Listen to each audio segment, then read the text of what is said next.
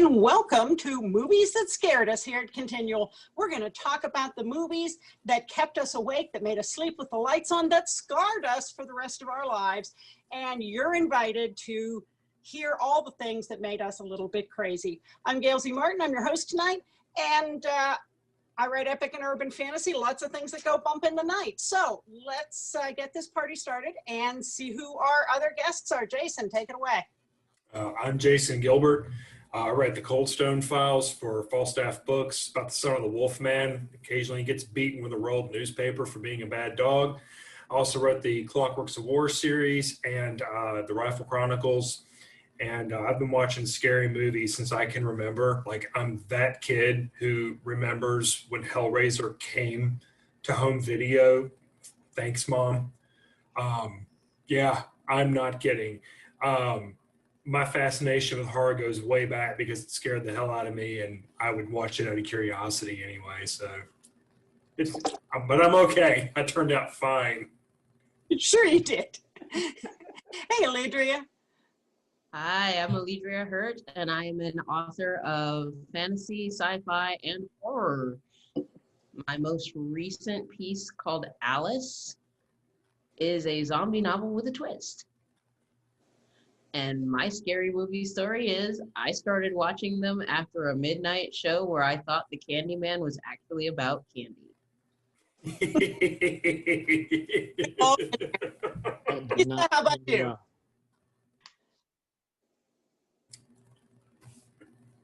Lisa, how about you? Is it me? Oh, I'm sorry, I couldn't hear it. I don't know. I was waiting for my turn. Hi, I'm Elmarie Wood. I'm a psychological horror author. I like the horrors of the mind when I'm writing, but I definitely enjoy watching a good slasher movie every now and then, probably because I started watching movies, horror movies, and it was a slasher movie, the quintessential Halloween one, right? And I watch it every year at Halloween, just like I ended up stumbling into my mother's room watching when she was watching it. And she says, oh, well, guess it's too late now, because I came in right when Michael Myers was there. So I ended up getting to see the whole thing, and I've watched it every year since. But yeah, my most recent writing is back in the horror writing or the psychological horror realm. And oh, funny, I said realm because my new book, The Realm, will be out in October. So I guess realm is in my head the whole time. Jeannie. I'm Jeanne Adams. I write romantic suspense, paranormal romantic suspense, and space opera with my friend Nancy Northcott. And my next book is a paranormal romantic suspense novella in Trick or Treat at Canham Castle, which will come out at the end of September for the Halloween season. And I'm a great lover of Halloween and all things scary. And I have two much older brothers, so I started watching those Saturday matinee horror movies far too young. Because they were babysitting and I had to watch too. Yeah. And Darin. Hi, I'm Darin Kennedy. I write paranormal thriller and contemporary fantasy novels. My two series are The Pawn Stratagem, which will be getting its third and final book, hopefully sometime in the next 6 months. And my Fugue and Fable series is done. I have a young adult book coming out in about another month that you'll hear more about in about another month. And I have so many scary movie stories. I specifically remember going with my friend John Paul to see Friday the 13th, Part 6, and then returning to his home and watching Part 1 through 5 straight through on VHS. It was quite a 24 hours back in, I believe that must have been 8th or 9th grade or something. I think it was 7th, 8th, or 9th grade, somewhere right in that range. But I have many more stories. I'll just mention that I'm also in Trick or Treat at Canham Castle with my alter ego, Morgan Bryce, writing about spooky stuff that happens in an English castle. So, Jeannie, you're giving me a funny look. Did I say that wrong? No, you said it just right. Okay. I was trying to think if I said that it was spooky stuff, but it is spooky stuff in an English castle. I'm still trying to figure out what's going on. Join the club.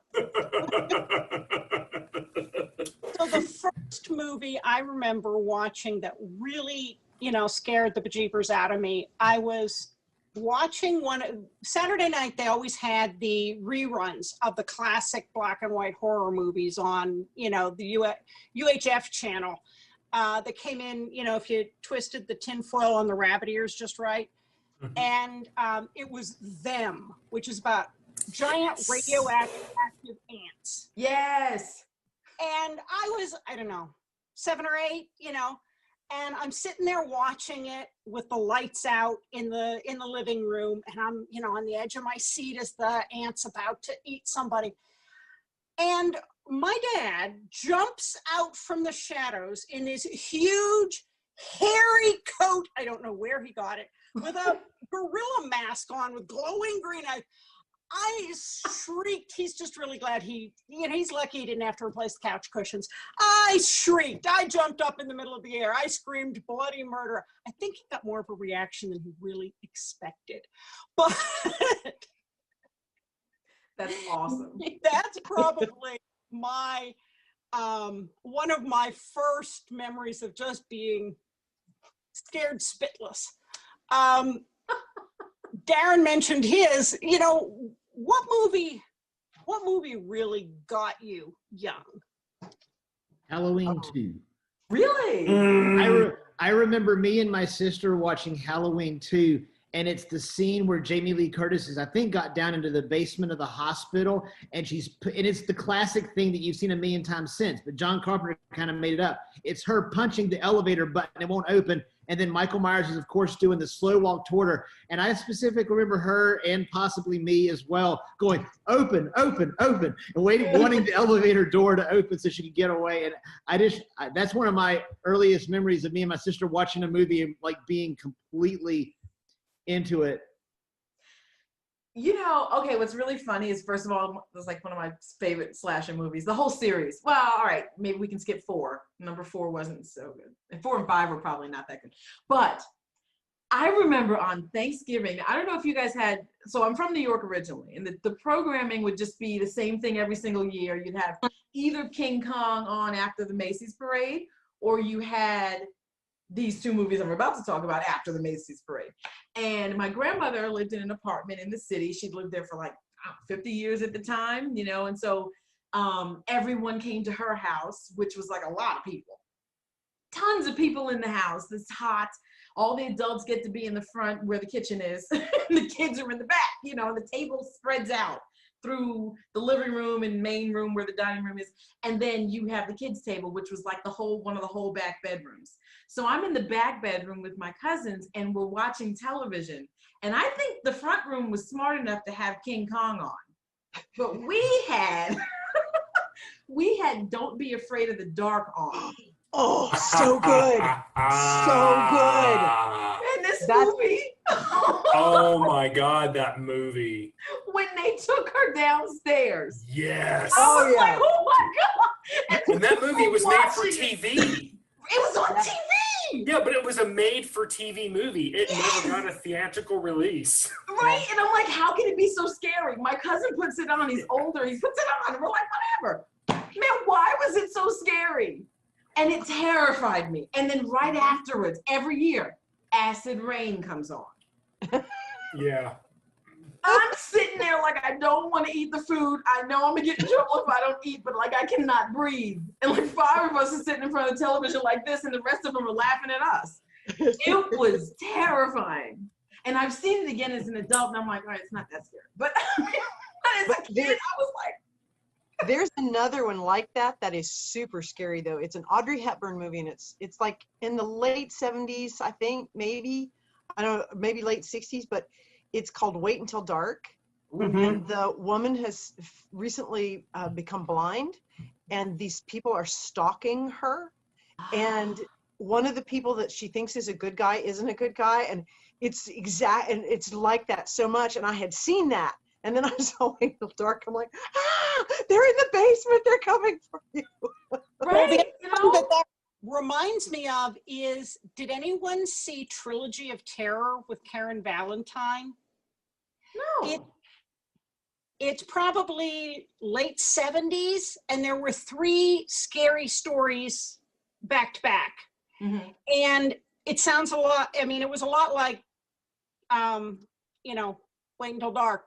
But there's one where she gets influenced by this possessed doll, and in the end, like it's some sort of voodoo doll or something, but it possesses. Oh yes, And yeah. in the end, she's like squatting down, putting this knife into the floor over and over again, and she looks real, demented. And that one was just, Wait, really. the sort of the doll that she gets and it's running around trying to kill her, and at the end, Yeah. it like takes over her wild brain. tiki Oh, I looking totally doll. saw that. That thing's scary as crap. Yeah. I Anybody totally remember ever that one. have a problem with like some of the children's programming that they used to put out? Willy Wonka and the Chocolate Factory scared the shit out of me. I heard that remember my described the other first- day as Saw for kids. No. Yeah, the Gene Wilder, no, not the Johnny Depp one. The Johnny Depp one was just fine. That's just another Johnny Depp movie. Right. Yes. But I the agree with Gene that. Wilder Willy Wonka was, I mean, my mom laughed her ass off. She thought it was hilarious that I'd be sitting on the couch crying and screaming and covering my face and ears watching this movie. But the Gene Wilder Willy Wonka is just dark. And I watched it later as an adult because, I'll go back to my childhood, and I'm watching this going, I can really see why this would have scared the shit out of 8-year-old Jason. But, as far as going back to like what horror movies that are intended to be horror movies, my cousin introduced me to Friday the 13th in a very early age. In fact, I got to watch the world television premiere of Friday the 13th Part 3. Those movies, I mean, it's my favorite horror series of all time. And to this day, those movies, I'll have Jason Voorhees nightmares, and of any other dream I have, those are the scariest. But the slasher flicks that scared me the most were the Freddy Krueger movies. Just for the longest time, the Nightmare on Elm Street movies. I was one of those kids who was afraid to go to sleep when I was in elementary school. And then Mom and Dad showed me the original Alien. Ooh, yeah. And Now see, Alien is not a science fiction movie. No. Let's just get that out of the way right now. It is a horror film that takes place in space. Now I will say though that the one that scared me more was the second one, where they're running through the tunnels. That is one of the few movies that's actually given me serious fall out of bed nightmares. I was 6 years old when I saw that. The best. Two, the one best- with Ripley. Yes. They Oh both yeah, have number that. two. Number two is the Yeah, one yeah. with Well, all four of them have Ripley, but the second one is the one. Oh with no, the I didn't mean colonial Ripley. Marines. I mean the child. Newt. the Newt. child. Yeah. Yeah, Newt, Newt, yeah. Carrie Yeah. Henn. Yeah. Yeah. The best scene in Aliens is, I still remember, it's the most genius thing. It's where they all look up at the ceiling and everything's fine. And the moment they turn around, the ceiling starts to climb down to eat them. And you're like, oh my God, turn back around. But it was like, they just blended in so perfectly. That is one of the most genius scenes ever filmed by anybody, because you're like, oh, it's just the ceiling. No, it's not. See, the scene that got me in that movie was when Newt fell down in the exhaust fan and into the condensate area when they were running from the horde on sublevel 3. And she's in the water and it looks like they'll be able to get her and it's fine. But at the same time, we've seen this trope. You know that there's going to be an alien. Yeah. But the way they shot it coming up out of the water, you hear her scream and then you just see her doll head floating, and then Yes. it's like, it's not enough they cut away, okay, it's a doll head floating, you watch it sink. And there's no blood in the water, so you know by now with these movies that if there's no blood in the water, they took her alive. Yes. They were about to impregnate her with a face hugger. That was a really chilling scene for me. So in Alien 3, 1992, we watched it at home when it came out on VHS because we, at that point, had a baby and we weren't going to horror movies anymore. So we're watching it in the dark. And we had 2 Cocker Spaniels at this time. So one of us each got a comfort dog. So we're watching the movie, holding the dog. And we get to the big jump scare. And I hear this, and it's Larry Heimlich, the dog. Oh, So, poor baby. with Alien 3, there's 2 different versions of it.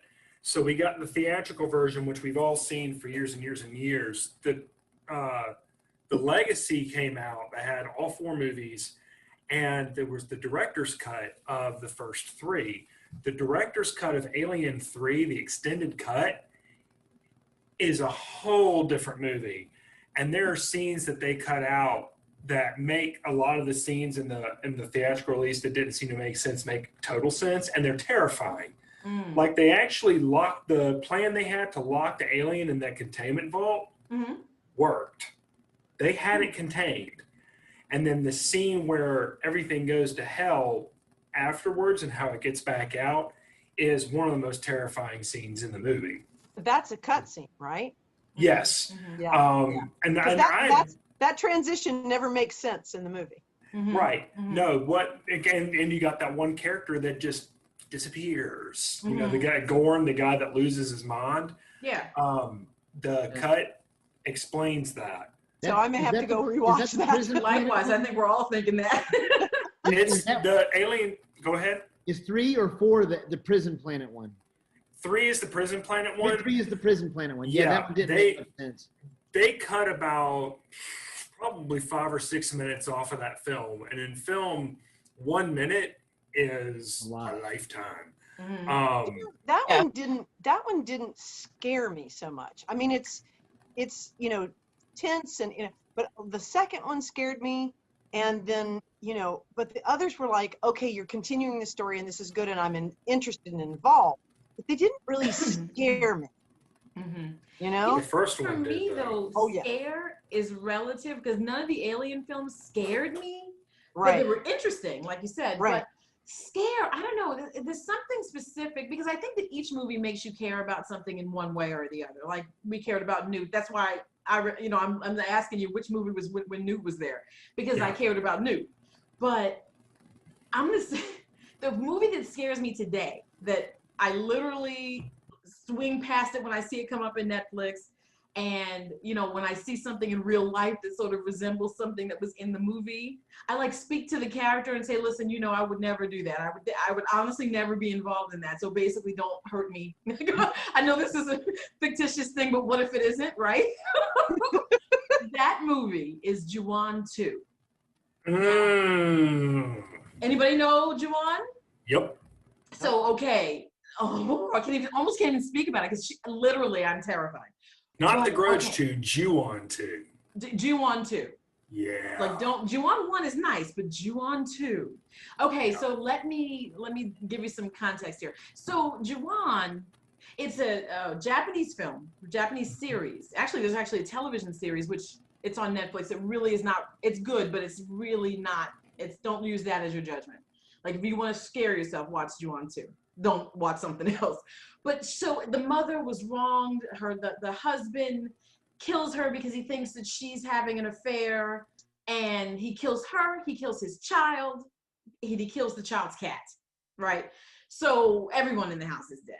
And the mother, it's like the whole theory of when you die in such turmoil and such anger, you can't help but come back and possess whatever, and exact your revenge. And so the mom and the baby, and sometimes the cat through the kid, they stay in this house. Their souls are sort of locked in this house. So when someone goes to live in there, they just start to like mess with them. And the mom it's the whole, the whole dark hair in front of sort of like the kid in The Ring, the dark hair in front of the face. Yeah. And then you finally see the face is something terrifying, and they're wearing a white dress and they're moving really weird. Like, oh my God. And that eye, just the man, and that sound you just made. I'm gonna tell you what, when I heard that, every time I hear that sound, because if you're at all with children anywhere near you, children make that sound because it's fun once you realize you can do that. And sometimes I hear it because of people doing it, and I'm always like, listen, I swear I would never bother you. I would never bother you. And I'm a grown woman, right? And I saw this movie like 15 years ago, I don't know, something like that, and it still bothers me. And it's like just her. Like I can watch other, because The Ring does the same thing, right, with the hair in front of the face, but it's not quite the same. There's something about that woman that I am Yeah. like, I'm sorry. I will apologize to the air. Like, look, I'm really sorry. Don't bother me. And the thing about Ju-on too is the manga, the films really, even the Japanese films really toned it down, because in the manga, I mean, a bird flies over top of that house and it dies. Anybody Really? walks into that house, they're dead. Mhm. Anybody who goes near it dies. So Yeah. whenever people walk by it, they make this wide berth. They'll cross the street, walk by, and then cross back over. Yeah. So the Yeah. comic gets really extreme. That So is don't cool. read. So don't read the manga. No, I won't. Nope, I won't. Don't And read the I'm manga telling you, if you there's wanna no reason see. for me to mess around with that. I already know what I saw. I don't need to see anything else. And it's very, and I feel like Shimizu took a lot of his inspiration from the Amityville horror with that one. Yeah. Yeah, that's kind of, honestly, that's a creepy movie though. It's I used very. to, like I said, I lived in New York, so yeah, we would all drive by it and look at it and dare each other to get close to it. And I was like, well, I'm here, but I'm not getting any closer than this. Well, you talk about New York though. The one that has stayed with me. You're talking about movies that stay with you. The one that stayed with me all these years that just still, if I think about it, freaks me out is Rosemary's Baby. Oh, what a good, And if you've read So the good. book, it's so, oh my gosh. Yeah. Oh. The book and it are different, but Mhm. man, they both will just set your teeth on edge. They're so scary. Mhm. And I was you gonna- know people like that. You meet those kind of people and they're like, "Oh, welcome to the neighborhood." And you're like, Yeah, now it's like, don't talk, why are you talking to me? Thanks. But Arlington Road is like that for me. "Arlington Road." Oh, yes. I was Have going to any of you comment. ever heard of Colobus? Of what? Huh? Colobus. It Tell was us. it's an indie-ish, I'm pretty sure it's an indie film, but it's called Colobus, Kolobos, and it's a Make some locked notes. house. It's a locked house movie, and it was the first time that I had seen a locked house movie, and I mean, you know that one in Creepshow where he comes in with the lady's head on a platter? Yes. Yeah, Was it the grandfather who was like, where's my birthday? Oh no, it was her head. And he's like, here's my birthday cake. Yes. yes, but they do that. They kind of rejig that scene, and I just remember seeing. There are several scenes in this movie that just make me go, oh my! I can still see them in my head. Mm. I can still see them in my head. I am literally just like the time when he takes the man's face, and you know that edge of, the edge of the vanity in the bathroom? Yeah. Yeah, the one that you walk into over and over again in the dark. Yep. He Mhm. takes the man's face and disfigures his face by slamming it into the edge of the vanity. Oof. You can hear his teeth breaking. Hell yes. Just like, I'm It's like, like, oh yeah. my.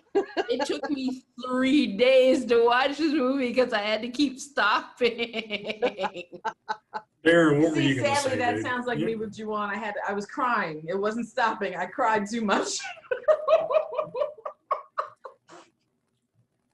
I Oh was my just going to goodness. comment Well, on I've written that Rosemary's one down. Baby. I have always said that there were more jump scares in the 80s and more Saw in the 90s, but I don't know that we've ever re-established the creep factor as much as we did in the 70s horror movies. And my big three are Rosemary's Baby, The Omen, and Carrie. And they all have that same, I don't know what they did different in the late 70s, because in the 80s, it all of a sudden became Freddy Krueger, Jason, Mike Myers, and all that kind of stuff. But in the 70s, that scene where Sissy Spacek walks in and her mom is hidden behind the door, and it's just like, it's just a woman. It's not a killer. It's not Freddy Krueger. It's just her mom. But the fact that she's behind the door is one of the spookiest, weird, scary things. And then in The Omen, just everything with it, just that feeling. They've never come back with that feeling again that you get when you watch those movies. Yeah. Well, I and want- with the Omen, the kid just staring. There are so many cutaways where the kid is just staring. There's no dialogue.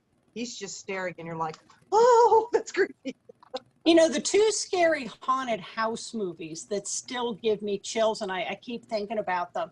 The first is The Woman in Black with Daniel Radcliffe. Yeah, that's a good one. House on the, fog-shrouded, distant moor, and he's very isolated out there, and then all this stuff happens. And the other one is The Others with Nicole. Yeah. That was good. And that's one of those with the twist at the end. But those two really got under my skin. I Yeah, love The Others. Yeah. The Others was a never great scared, film. but it was so weird. And like, you say to yourself, oh my gosh, how can this be happening? And then there are moments where I'm like, what good writing? I pull out of myself and I'm like, God, this is great. And I come back in. Yeah, no, I really like The Others. I will have one for you that we won't really, it's like easy to forget about, but when you're forced to think about it. The Shining. Oh, Yeah. so good. Now, which one? The Stanley Kubrick one or the made-for-TV one? Oh, no. The original Jack Nicholson with his crazy self in the door. I'm talking about, but the scene that stuck with me is, like, some people hate that scene in the bathtub, right? When she gets up and she's just gross and it's that. No, it's those girls standing there asking to come play. No, I'm telling you, if I don't have, things don't stick to me a lot. Like, not a lot of movies scare me. But the first time I saw that, I still have the same reaction that I did then, which was, I'm not watching them. I don't actually care. I don't see them. Stranded at LaGuardia once, and they had to put us up in hotels, and they put me up in this kind of hinky, weird hotel near the airport, and I go to my room, and all I see is this long hall with weird carpet. It's like, nope, I'm locking myself in the room, and I'm not coming back out because there are going to be two little girls down there. Right. So with what Darin was saying a minute ago about, what were they doing in the 70s they're not doing now? And I wonder if a lot of it has to do with the way we've changed the way we look at films and what scares us. Because, if you were to show some people something like The Conjuring back in the 70s, people would be barfing in the aisles because they never seen anything like that before. Right. And the 70s was, just like the 50s really was incredibly revolutionary for the horror industry. And 70s also introduced the concept of grindhouse and grindhouse horror. So once the horror industry started embracing grindhouse, and you got all these wonderful Hammer films, for example, it seems to me like we got more and more desensitized, so it takes more to bother us. So now Damien staring at the screen doesn't elicit the same reaction that it would have were we all back in 1970 whatever when it came out. Because if you look at the remake, it's a CGI shit show. I really agree with that. Yeah, I would agree on the CGI shit show, but I'm not entirely sure that I do agree that it took more to get the reaction. But some of those old ones, like the Hitchcock movies, I don't know about y'all, but my kid tried to watch The Birds. The old They are ones, still as scary as they were. yeah. Because Birds, Psycho, Vertigo. Yes. Yeah. Oh, Vertigo's great. Absolutely. But and because they were a lot more subtle. Agreed. See, as a psychological horror author, that's my space. So it's sad to me when I love, like I said, I love a good slasher movie every now and then, but that's not what I write. My favorite movie of all time doesn't scare me. It's Angel Heart. It's not scary, but De Niro and Mickey Rourke and Lisa Bonet. It's like, I think it's 86 around there. And it's it's psychological horror, but I'll tell you now, I've watched it at least 15 times. I see something new every time. I guarantee you, if you sit and you watch The Omen, you'll see something new every time. And and when even if you see the thing you saw before, it's that sort of, it's psychological horror. There's an assumption. There's you know, you have to sort of pay attention to what's going on and perceive what's happening. Then I have to spell it out for you. It's not always going to be so simple. And I kind of like that, you know, and I do miss that. I mean, like now when you think about a movie, the idea is to frighten everybody. But I'll say this, and it didn't scare me, but Fantasy Island, first of all, the show was creepy. I mean, I don't know how people didn't think that show was creepy. It's insanely creepy. But the movie that just came out like a couple years ago, like they did such a good job because they didn't just feed it to us. I mean, I saw it coming because I write this stuff, right? But it was not, for the people who were this generation, they didn't see it coming and they were so enthralled. The original do it well, you can do it, you know? The original Fantasy Island, the first couple of episodes, before it just turned into the celebrity cameo of the week, Yeah.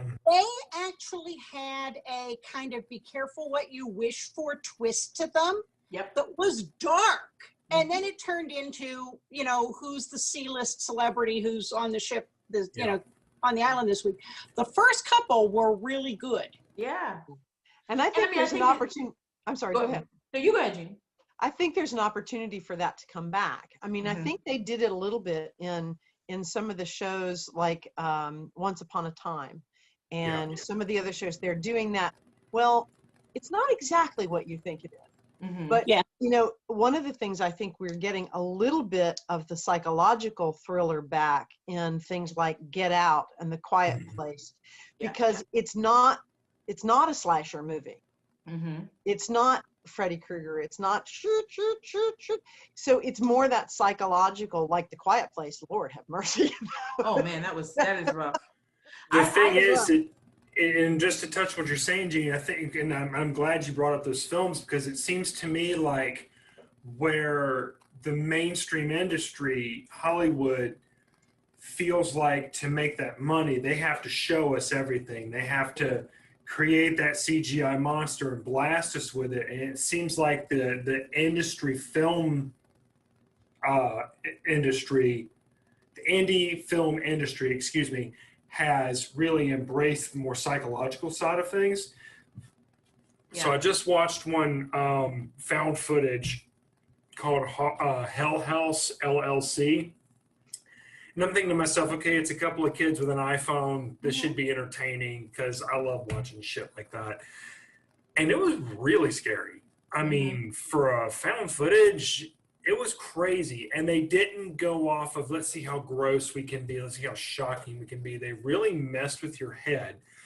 And it seems to me like the audiences who aren't as in tune with, who aren't as exposed to the indie side of the industry, they're the ones giving the others and The Ring these shit reviews because it's almost like they've been programmed not to get it. Versus you look at the audiences that are more in tune with the indie films, like the original Halloween, the top indie film of all time to this day, and they get it. So Halloween is going to scare those people on a completely different level than it would scare the people who are going to see the next Jason flick or see the next Freddy flick. And Darin, you were trying to get a word in edgewise there somewhere. Yep. You know how this crowd rolls. You just gotta dive in. If you don't learn to bitch and complain like the rest of us, dude, you're gonna get steamrolled. You know these people. I was just gonna say, I forgot one of the holy quadrangle of 70s horror movies. It's The Omen, Carrie, Rosemary's Baby, but The Exorcist. How could you forget it? The Exorcist it didn't is the one scare that me. serves me to this. Oh, read the book, honey. First time, I did. Oh, the book. when I watched it the first time, I swore I would never watch it again. And then I circled back around and watched it one more time and then remembered why I swore that I would never watch it again. Because when she comes down the stairs backwards, Lord, no. Even the one where she just comes downstairs and pees on the floor in front of everybody, and you're just like, this is about to go sideways. But it's that feeling. And that's honestly, whenever I really want to be scared, I want that feeling. I don't really want the jump scares. And if I never see another possession movie, that'll be too soon. I went The Exorcism of Emily because I was Rose. told it was a ghost movie, and like 20 minutes in, I'm like, I'm watching another possession movie. But I was like, Yeah. I paid for it, I'll stay. And so My mom watched Yeah. that movie every weekend during its original run. Wow. That was her. Hey guys, what are you doing this Saturday? Well, I'll be at the movie theater about 3:00 watching The Exorcist, and then I'm free after that. That is I mean, awesome. And then she was telling me the story, and I had never seen it, so she rented it for me, and we watched it. I think I was 10, and scared the So hell that's out of what me. happened to you. See, but I think that's the And- problem. Oh, We honey, all it see goes stuff too way early. I might have later. been around the same age. And then the version you've never seen came out. I grabbed that on DVD and saw the new scenes and the remastered cut and whatnot. And here I am at 41 years old, and that movie scares the shit out of me. And the scene that, it doesn't so much scare me, but bothers me the Yes. most. And not on a religious level, just like I'm a dad. Yeah. So walking in and seeing Reagan literally stabbing herself in the crotch while she's Yes. screaming, "Did Jesus fuck you?" Yeah. And I'm, even to this day, I'm like, dude, Yeah. you know, because it's not a religious level, as they do not hold back.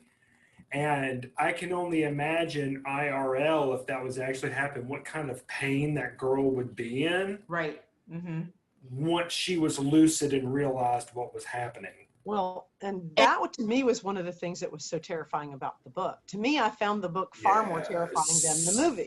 Mm-hmm. And Well, that was true of Stephen King's It as well. The Yes. book, I slept with the light on for 3 days because Larry was traveling and I was home alone, and I slept with the light on. That book was terrifying. Yeah. well, and that's, I actually did talk about sleeping the lights on. I did that after reading Interview with a Vampire.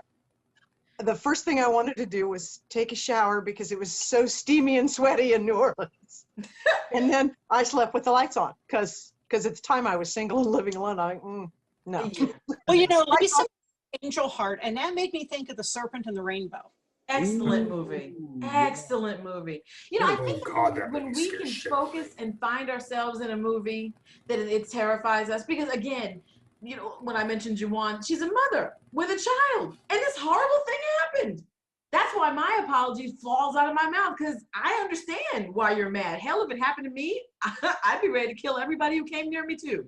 You know what I mean? So, I mean, you know, I get it. And like The Exorcist, of course, being a woman, I mean, all of those things, I relate to everyone in there. The maid who had to clean up this pee, you know, and, you know, listening to this child screaming in this house, and I'm still working here. What am I still doing here? I probably should quit. Like, there's so many different levels of things that I relate to on that. I have a question. And that's why when I think about these movies, the ones that like could be me if it were a different circumstance, they kind of get under my skin. But like I was going to bring up earlier when we talked about jump scares, I think Darin, you mentioned that, you know, I was actually going to ask, my question was, I want to hear everybody's favorite jump scare. Oh, okay. Well, before we hit to the jump scares, if we can, let me say this one thing about the Blair Witch Project. Oh, yeah. Yes. Man, no jump scares, but that mess was creepy as hell. I'm sorry. Well, in that very last scene, when that dude was standing in the corner looking at nothing, I'm just like, look, look, nobody does that, okay? I'm out of here. So I kind of wanted to say before we jump into Darin's question, I don't think that the psychological piece is dead. I just think that people aren't being fed that now. And if we fed them that again, we would be able to go back, you know, and see. I just feel like people are not thinking in the theater anymore. And if we could get them back to that level of thinking about, you know, what's happening, trying to figure out what's going on. Get Out's a great suggestion. I teach that every now and then. I have a speculative arts club that I run at one of the colleges I teach at. And we just watched it this week. I've seen it now about 4 times. And I saw 3 or 4 new things that were related. You know, and I thought I saw it all, because you can't keep watching a movie over and over and not find it monotonous after a while. And I'm just like, well, no, I found something else. So I think if we feed psychological horror back to people, we can get away from these jump scare things, like the Nun. Like, I mean, that, talk about jump scares. Anybody know The Nun? Mm-hmm. I know think of it's it. part of that Clarabelle Conjuring series. No. Yeah. Darin's like, no more possession. That's the one that really bothers Darin. Hey, dude, zombies bother me, so I'm there with you. Sometimes this is T'Challa. Sometimes this is no. Right? What is everybody's jump scare? Hmm. I think for me, some of my favorites are the Alien movies, where, you know, especially in that first one when you didn't know what to expect. And then that alien is just so freaking ugly. Yeah, true. And then the teeth come out. And yeah, that I think. That's kind of nasty. You know what? Halloween H2O. Do you remember when they find all the fighting's over? And anybody know this one has LL Cool J in it, and she's Right. and Jamie Lee Curtis, of First course, time she Jamie was Lee like the came back. headmaster of some school. So Right. Michael shows up, and they're battening down the hatches and locking the doors, and then she looks out the window, and Michael looks in. That scared the mess out of me because he got there like really quick, and I was really stunned by that one. But jump scares, I normally I'm just like, okay, I saw that coming. But that one, I was like, woo, how creepy. Rest of you See, guys. The one that startled me, and I like that Halloween's being brought up so much. Halloween, as much as I love it, it's the biggest mess of a series in the industry. So the newest one that just came out from John Carpenter, where he said, forget everything after the first movie. This is the true sequel. The jump scare that got me was probably the scene, and spoilers. So the sheriff had lost his mind and was killing people, and Michael breaks free, and the sheriff's laying on the ground. And he looks up at Michael, and he's saying something, and Michael just looks down at him and then just rears back casually and squashes his head like a melon. And that startled me because the Rob Zombie Halloween 2 had the same kill, but it was just like over and over and over again, versus this Halloween film, it was just one shot done, and it wasn't fake looking like, you know, some of the other slashers tend to be, where one machete swipe and an arm goes flying or something like that. It was very primal, very brutal, and that actually startled me. I was like, okay, shit. Moving on. So I'm circling back around to Exorcist movies, but my favorite jump scare of all movies of all time is from Exorcist 3. And it's one of the most brilliantly executed jump scares I've ever seen. You're in a hospital and you're looking down this long hallway, and in the foreground, there is a glass filled with ice that is slowly melting. And it's got to last, I need to go watch it again, but this scene lasts for about 2 minutes. And what it is you're at the end of the hallway looking down, and down at the end, there's this nurse, and she's just going room to room and taking care of her patients, but you just stay in the hall. And then all of a sudden, she walks into a room on the left side of the screen, and then she forgets something. She turns around and walks back into the hallway, and like 2 millimeters behind her is a dude dressed head to toe in this long white sheet with some shears over his head. Yep. And they do the big instrument hit, bump, and then they go to the next scene. And I still remember, I'm getting chills right now. I still remember being in the theater, and I came out of my chair because it was the orchestra hit, and it was the ultimate payoff. And I was like, that was awesome. And Yes. I get chills even now thinking about it. You said Exorcist 3? It's Exorcist 3, Legion, the one where the dude has got all the different demons in his head, and he changes his voice. That is one creepy, creepy movie. Mm-hmm. I have to watch that one. I don't think I've Exorcist seen that. 2 was meh, but Exorcist 2 was incredibly mad. or you can kind of forget Exorcist 2 and pretend like, and just say that Exorcist 3 is Exorcist 2. It's awesome. Okay. Scary, scary, scary. Jeannie and Alledria, favorite jump scares, and then I'm going to make one more pass around because we're almost out of time for so think about what you think the most unappreciated horror movie is that you've seen. The one that hasn't gotten the buzz it should have, but tell us your jump scares. Jeannie? Okay, Yeah. well, I have two that absolutely scared the ever-living crap out of me. You know the scene in Jaws where the boat is capsized and they're diving to see if they can figure out what happened, and there's a big crunchy hole in the side. It's like in the first 10 minutes of the movie. And they're searching and they go towards the hole and a head rolls down into it. Yes. And the first time, literally, practically on the ceiling, right? So the second time I went to see the movie, I watched the crowd to see the whole crowd go when the head rolls down. The other jump scare that absolutely scared the ever-living crap out of me, and is one of the only movies on which I have walked out, and one of my psychic friends says it's because of some past life experience for me. I don't know about that, but it scared the crap out of me, is in American Werewolf in London. It's one of his dream sequences, and he's in the shower, and the Nazi werewolves break in and they whip that shower curtain back. And I'm like, I'm done, I'm out, I'm gone. Walked out of the theater. Alledria, how about you? I think the one that stayed with me the longest is actually the kid coming out of the box in Sinister. When he's walking up to the box and he's like, there's something in the box. You know, you are following this guy's POV and he knows there is something in the box because the box is moving. And of course, your brain, if you've seen 10,000 horror movies, is there's a cat in the box. And then the kid comes out of the box. And you're like, oh.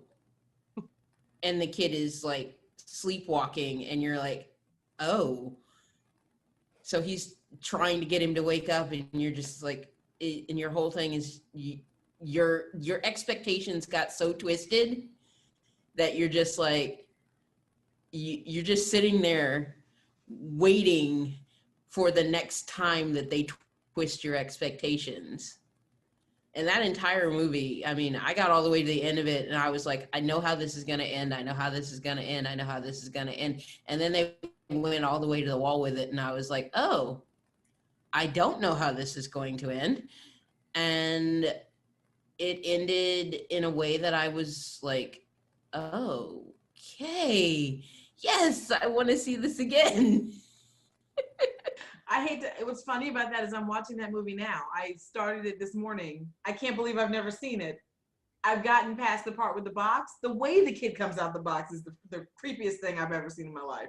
It's like, what, I mean, you explained it perfectly, except that the kid flips out the box, like Yes. upside down.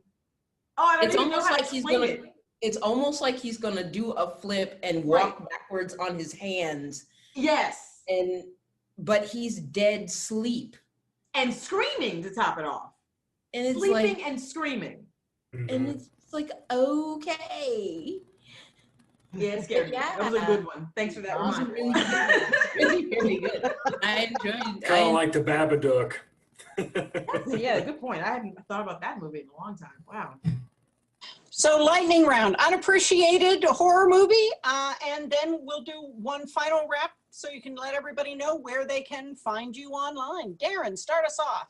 Phantom of the Paradise, one of my favorite movies. It's cheesy, it's 70s. It's a version of Faust meets Phantom of the Opera meets horrible 70s glam rock. It is wonderful. I watch it every single time it's on. One of my good friends was showing it at the room party at every convention in 2019, and I would go to the room party and watch it again. Love it. Jeannie. Oh, 7. Good one. It's just creepy as hell, but it's so psychologically gripping that you can't not watch it. That's a good movie. Great movie. The first time I saw 7. Lisa, how about you?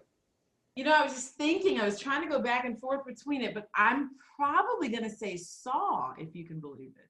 People discount that movie to be just some gory, nasty thing, but the psychological piece of it, the thriller mystery side of it, is worth watching. Once you get past all the nasty, just think about what's going on in Saw. You've got to decide what to do. You're tethered to something for some reason. You don't know why you're in there tied to something and with the same person that you have in the room. And you've got to solve the mystery to get out.